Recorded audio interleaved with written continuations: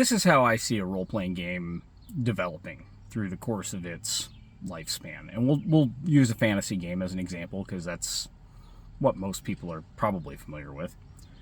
And this is definitely not a video for somebody who's brand new to role-playing because, yeah, it's a little further along the food chain here. So, brand new game comes out, right? You get your core book, your basic rule book. Then, if it's a fantasy game, the next thing I would recommend putting out, because chances are your core rulebook did not cover monsters, or it didn't cover a large array of monsters. I'll just put it that way, because and that's true of most of the big core rulebooks that I've seen over the years. Yeah, next thing out, monster book, right? Then you've inevitably, because we've known for years, studies have shown that game masters, dungeon masters, whatever you want to call us, storytellers, etc., are the ones who buy the most books for any given role-playing game system. So the next thing I would say put out is a game master guide. Then from there it gets a little tricky.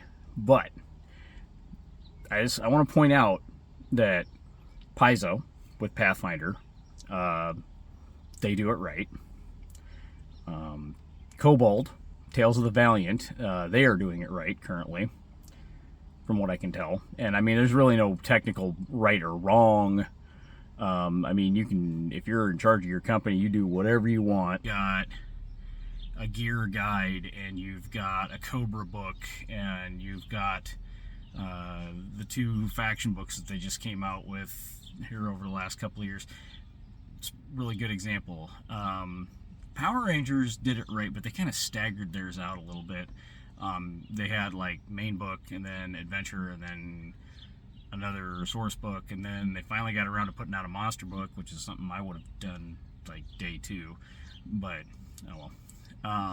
But you get the idea.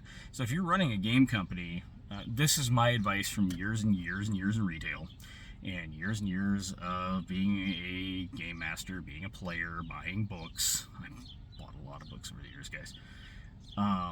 What I like to see as a consumer is solid core foundation, source book, and then somewhere in the middle of there, kind of stagger in adventure, because most of us, I would dare say most of us that are game masters and most of us that are game publishers don't have the Wizards of the Coast budget to be dropping 4 source books a year and have third-party publishers with adventures just rolling out of the chute constantly.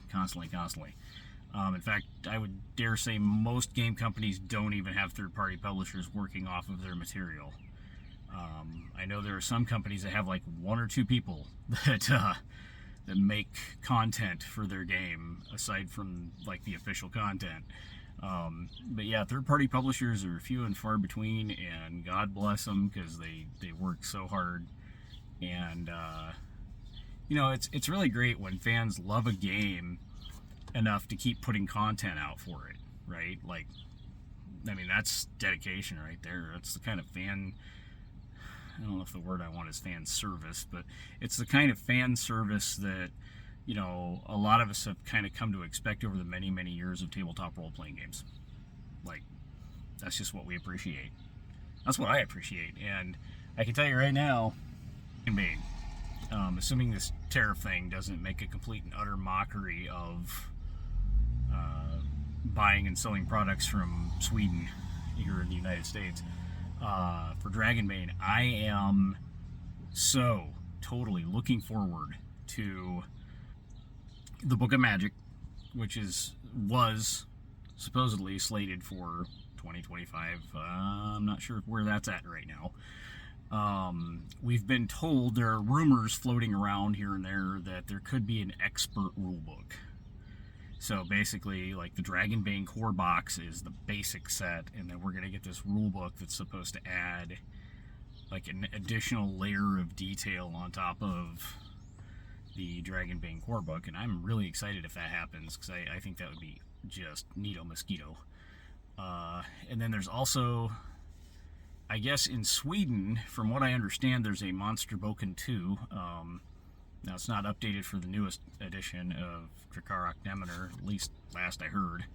But they did have a second monster book over there at one time. So, fingers crossed on that one, because, yeah. And meanwhile, we've got Path of Glory, which is an excellent adventure.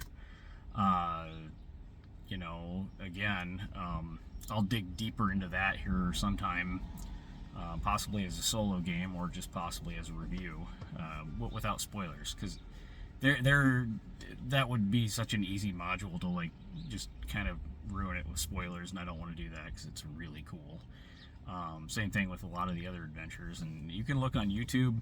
I know there are some people that have done Sinking Tower. I know a lot of people that are doing Alone in Deepfall Breach, because that's a solo thing. And then there are some people that have played their way through the adventures that come in the basic set, and that's great. So anyway, that's my food for thought. If you're a role-playing game publisher, or if you're thinking about becoming a role-playing game publisher, that tried and true method of core book, source book, source book, source book, and then stagger it with adventure. Just in my opinion, you can't go wrong with that. But anyway, this is video number 2 in the 30-day Think Media podcast social media posting challenge. Thank you for being here, and I'll see you in the next video.